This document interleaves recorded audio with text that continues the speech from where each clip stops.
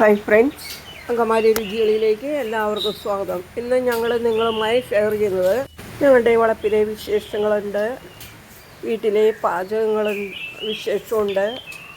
വീഡിയോയിലേക്ക് പോകുന്നതിന് മുമ്പായി ഈ ചാനൽ സബ്സ്ക്രൈബ് ചെയ്തിട്ടില്ലാത്തവർ ദയവായി സബ്സ്ക്രൈബ് ചെയ്യുക. കൂടെ താഴെ കാണുന്ന ബെല്ലൈക്കൺ കൂടെ ക്ലിക്ക് ചെയ്തോളം ഓപ്ഷനും കൂടി ടച്ച് ചെയ്താൽ ഞങ്ങളിടുന്ന വീഡിയോസിൻ്റെ നോട്ടിഫിക്കേഷൻ നിങ്ങൾക്ക് അപ്പോൾ ലഭിക്കുന്നതായിരിക്കും. പോകാം വീഡിയോയിലേക്ക്. വളപ്പിലേക്ക് ചെല്ലുമ്പോൾ കിളികളുടെ കിന്നാരം പറച്ചിലാണ് കേൾക്കുന്നത്. അവരോട് നമ്മളും സംസാരിച്ചുകൊണ്ടിരിക്കുമ്പോൾ അവർ ഒപ്പത്തിനൊപ്പം ഇങ്ങോട്ടും സംസാരിക്കും.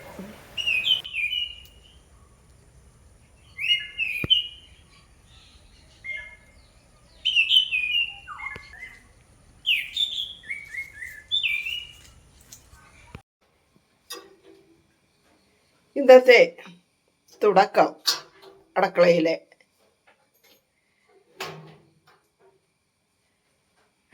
വന്നിട്ട്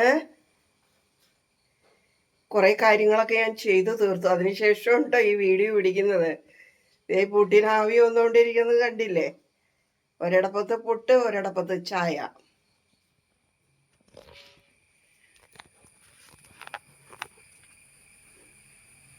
കണ്ടില്ലേ?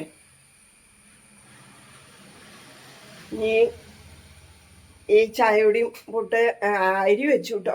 അരി വെച്ചു, ഊറ്റി വെച്ചു. നേരെ അല്പേ വേവങ്ങ് കടന്നു. അപ്പം നോക്കിയപ്പോൾ ഊറ്റിയാലേ ശരിയാകുള്ളൂ. അപ്പോൾ ഏകദേശം രാവിലത്തെയൊക്കെ പണിയൊക്കെ കഴിഞ്ഞു കേട്ടോ. നല്ല തുമ്പപ്പൂ പോലത്തെ ചോറ്.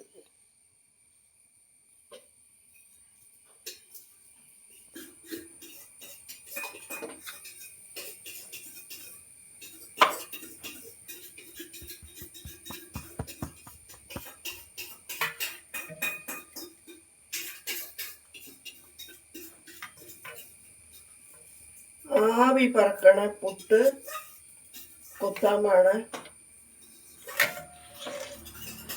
ഈ കഷ്ണത്തിന് രണ്ടുപേർക്കും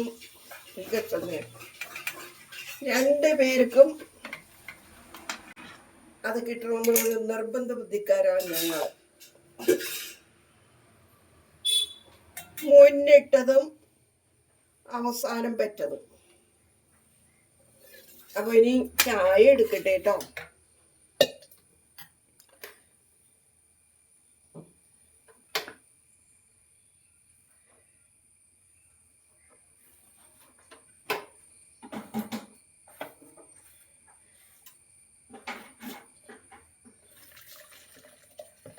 വെള്ളം ഇച്ചിരി പറ്റിയെന്ന് തോന്നണമല്ലോ. വെള്ളം തീരെ കുറവാണ് ഞാൻ വെച്ചത്.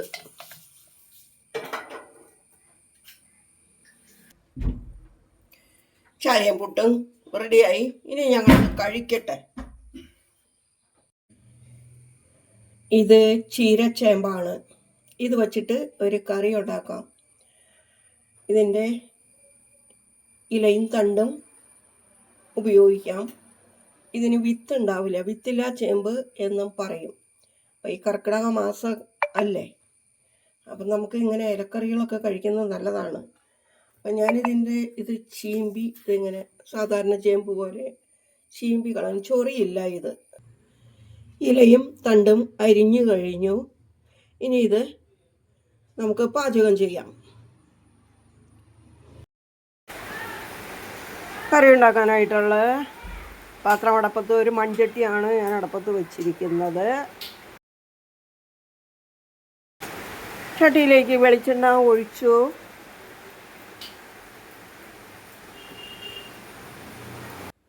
വെളിച്ചെണ്ണ ചൂടായി. അതിനകത്തേക്ക് ഞാനിത് ഇട്ട് കൊടുക്കുകയാണ്.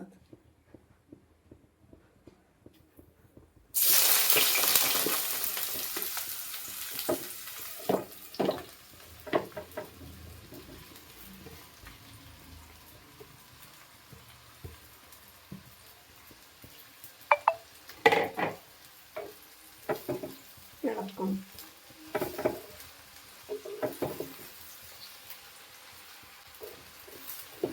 ഇളക്കി കുറച്ച് നേരം ഇളക്കി കഴിയുമ്പോൾ ഇത് അവിഞ്ഞു വരും. അപ്പോൾ നമുക്ക് ചെറിയ തീയിലിട്ടിട്ട്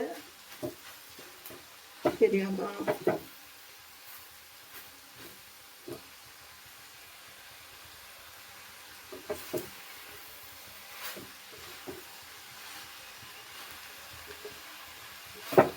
കാൽസ്യത്തിൻ്റെ കലവറയാണെന്ന് പറയുന്നത് ഇത്.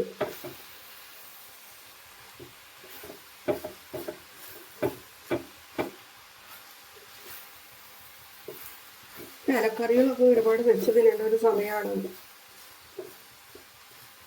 വാദം, കഫം, പിത്തം ഇവയൊക്കെ നമ്മുടെ ശരീരത്തിന് ബലക്ഷയം വരുത്തുന്ന ഒരു സമയമാണ് ഈ കർക്കിടക മാസം എന്നാണ് പറയുന്നത്. അപ്പോൾ ഈ കർക്കിടക മാസത്തിൽ ഒട്ടുമിക്ക ഇലകളും നമുക്ക് തോരനോ കറിയോ വെച്ച് കഴിക്കാം.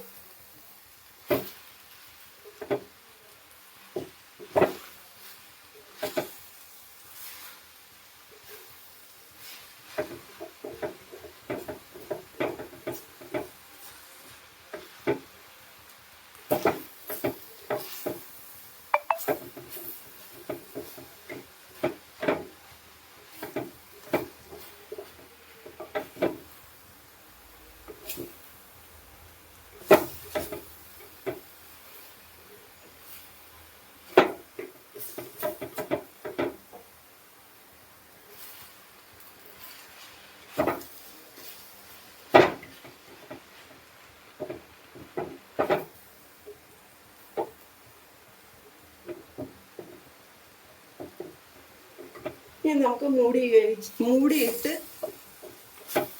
ഇടയ്ക്കിടയ്ക്ക് തുറന്നിട്ട് നോക്കണം. അടി പിടിച്ചാലോ, വെള്ളമൊന്നും ഒഴിക്കുന്നില്ലല്ലോ. അപ്പോൾ ഇനിയും ചെറിയ തീയിൽ ആവിയിൽ വേവിച്ചാൽ മതി. ഉപ്പ് ഒരിച്ചിരി വേണമെങ്കിൽ ഇപ്പം ഇട്ട് കൊടുക്കാം, അല്ലെങ്കിൽ കുറച്ച് കഴിഞ്ഞിട്ടിട്ടാലും മതി.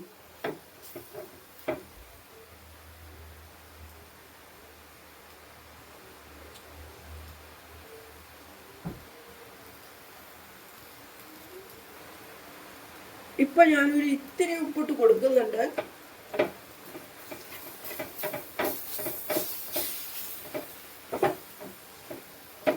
ചെറിയ തീയിലാകാണ്.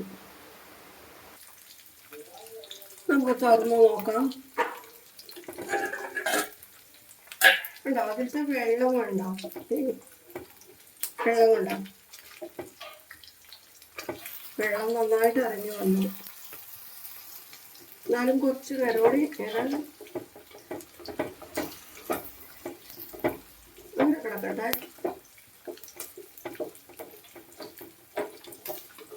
വെള്ളത്തിൻ്റെ അംശം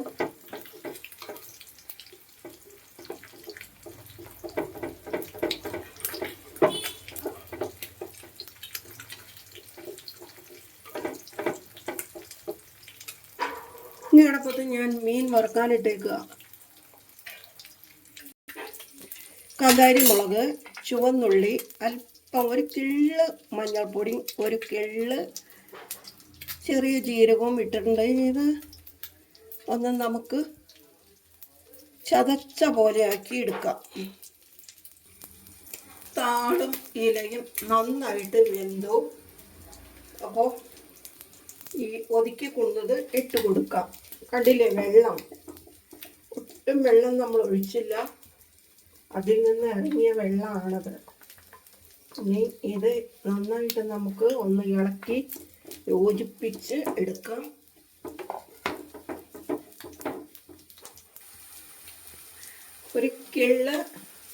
ഒരു സ്പൂണ് മോരാണ് ഞാൻ ഒഴിച്ചു കൊടുക്കുന്നത് കേട്ടോ. ഒരു സ്പൂൺ ഒഴിച്ചിട്ടില്ല. ഒരു ഇത്തിരി പച്ച വെളിച്ചെണ്ണ കൂടി ഒഴിക്കും. ഉപ്പൊക്കെ നോക്കാം, പാകത്തിന് ചേർക്കാം. ഒരിത്തിരി വെളിച്ചെണ്ണ. ഞാൻ തേങ്ങ ഒതുക്കിയെടുത്തപ്പോൾ ഒരിതള് കറിവേപ്പില ഇട്ടിരുന്നു കേട്ടോ.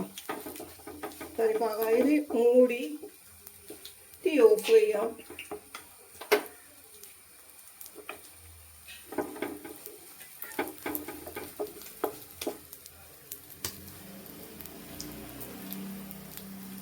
മീനും ഏകദേശം പാകമായി.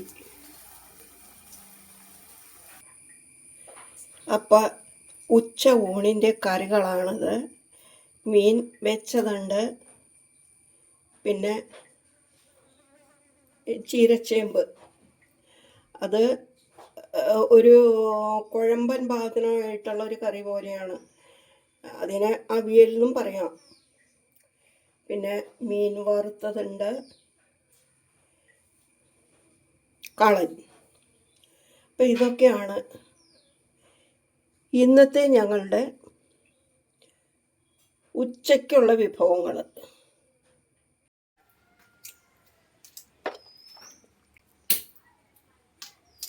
ഇന്ന് അങ്കിളിനെ കണ്ടില്ലല്ലോ അടുക്കളയിൽ. ഇതായിരുന്നു അങ്കിളുടെ പണി. ആയിരുന്നു എന്നല്ല, ഇപ്പോഴും ചെയ്തുകൊണ്ടിരിക്കുക. മഴയൊക്കെ അല്ലേ, അപ്പം പുറത്തേക്ക് ഇറങ്ങാനും പറ്റാത്തൊരു കണ്ടീഷൻ. അപ്പം അങ്ങനെ വന്നപ്പോൾ ഇവിടെ ഇരിക്കണ മുതലെടുത്ത് പൊട്ടിച്ചെടുക്കാന്ന് കരുതി. ഇത് പരിപ്പ് എത്ര രൂപയുണ്ട് കേട്ടപ്പം? ഇപ്പം എത്ര രൂപയുണ്ട് പരിപ്പ്? നല്ല പരിപ്പ് 450. കായ കുറഞ്ഞു തുടങ്ങി. ഇന്ന് എത്രേ കിട്ടിയുള്ളൂ. അതൊന്നും ചെയ്താറില്ല, ഈ മഴയല്ലേ. പിന്നെ അത് അടർത്തിയെടുത്താലും പത്രി തിരിച്ചെടുത്താലും മഴ ആയതുകൊണ്ട് ഉണക്കാനും പാട് തന്നെയുള്ളൂ. അപ്പോൾ അത് കാരണം കൊന്നിട്ട് അങ്ങനെ തന്നെ അങ്ങോട്ട് വെച്ചു അവിടെ.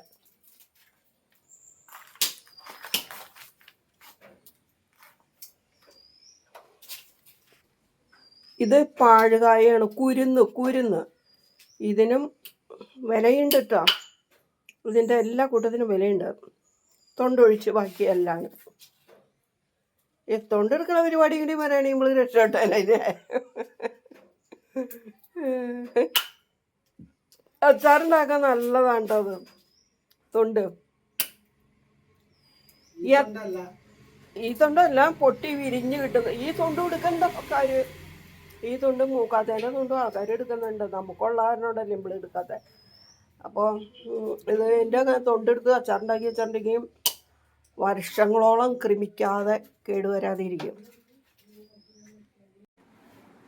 വൈകുന്നേരത്തെ ഊണ് കഴിക്കാൻ വേണം.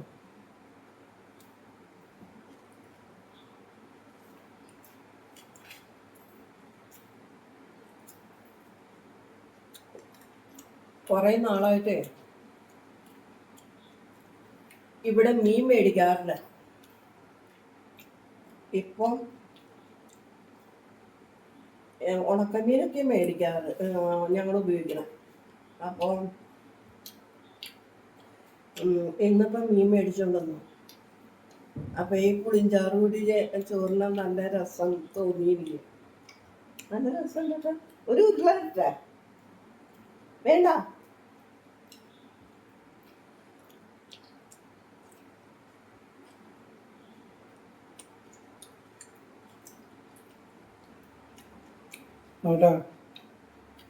ചിക്കൻ കറി ഉണ്ട്, മത്തി വറുത്തതുണ്ട്, മത്തി വെച്ചതുണ്ട്, നാരങ്ങ അച്ചാറുണ്ട്,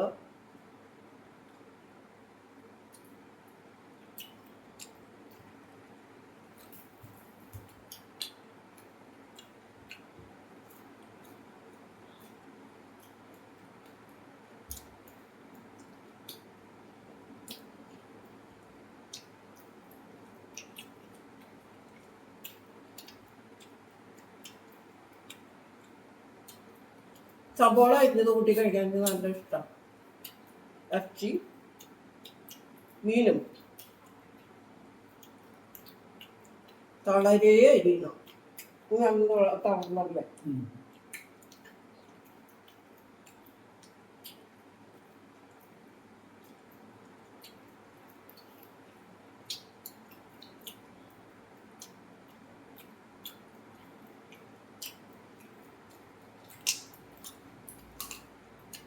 എല്ലാവരും കഴിയാം.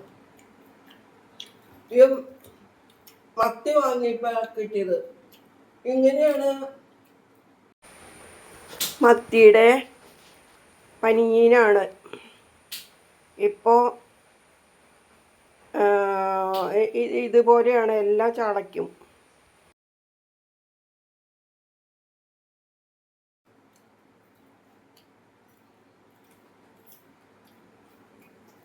അതായത് മത്തിയുടെ പഞ്ഞി.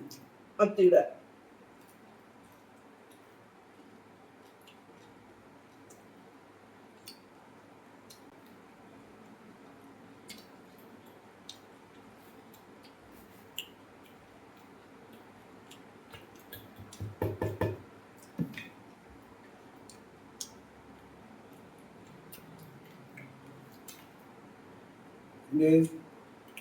ചിക്കൻ നിൽക്കുന്നില്ല.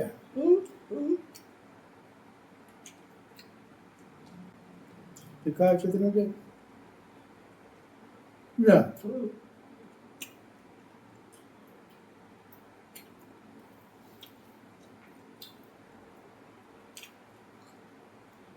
നാളെ വന്നല്ല, ഈ ആഴ്ചയിലെ കടിയുണ്ടോ?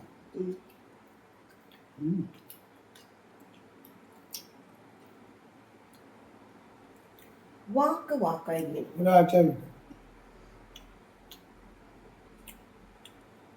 അടുത്ത ആഴ്ച പകുതിയില്